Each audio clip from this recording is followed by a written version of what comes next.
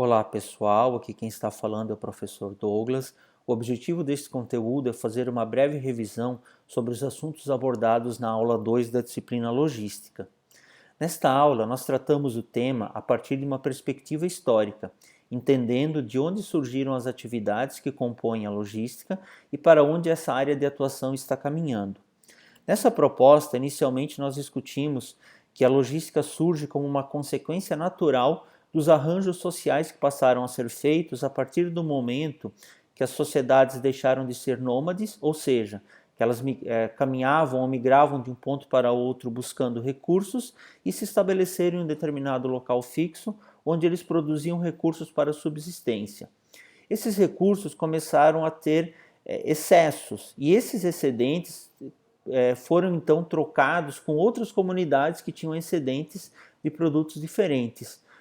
E aí surgem então as três atividades básicas que hoje compõem a logística: o estoque de materiais, a armazenagem e o transporte. Posteriormente, o tema foi melhor trabalhado dentro de uma perspectiva militar.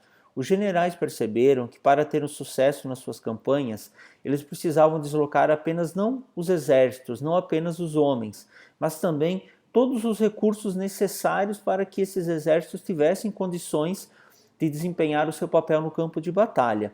Então, esse trabalho de gerenciar e providenciar o deslocamento dos recursos adjacentes às campanhas militares é o que deu origem à logística num sentido mais próximo daquele que nós conhecemos hoje.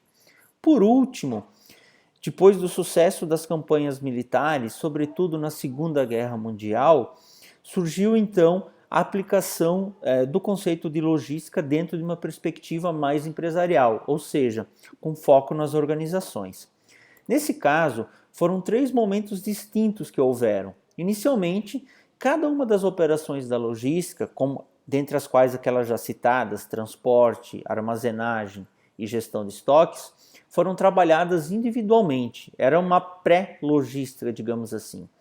A partir da década de 70 e 80, principalmente, começa a se perceber a necessidade de integração dessas operações, ou seja, que elas sejam executadas buscando não o melhor desempenho individual, mas sim o resultado coletivo de todas elas. E aí surge formalmente o conceito que hoje nós denominamos de logística.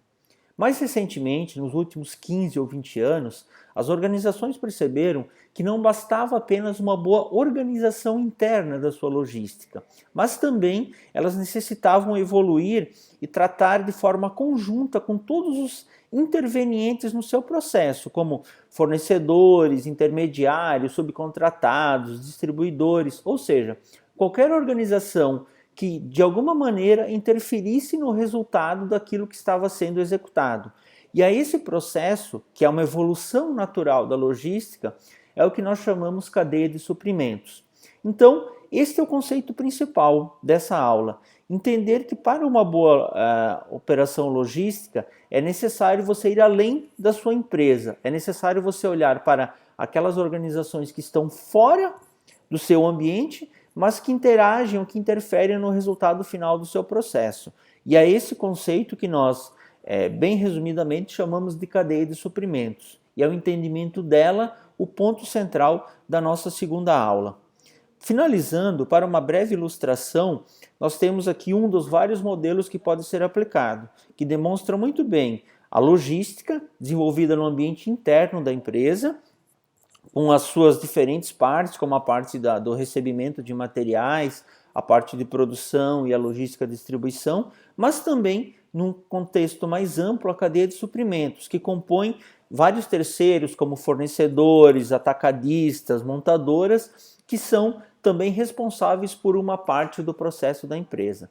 Não adianta uma organização ter um excelente trabalho de logística se quando ela depende de um subcontratado ou de um fornecedor, ele falha. O resultado é o fracasso da organização como um todo. Então, a partir desse ponto, nós vamos estudar logística nas próximas semanas, observando sempre o impacto dela em toda a cadeia de suprimento, não apenas dentro da organização. Seriam esses os principais tópicos abordados, reforçando que a principal A função dessa aula é nós entendermos claramente o conceito de cadeia de suprimentos, com esses materiais que foram apresentados aqui e também com os conteúdos mais completos vistos em aula. Continuaremos na próxima semana. Um abraço a todos.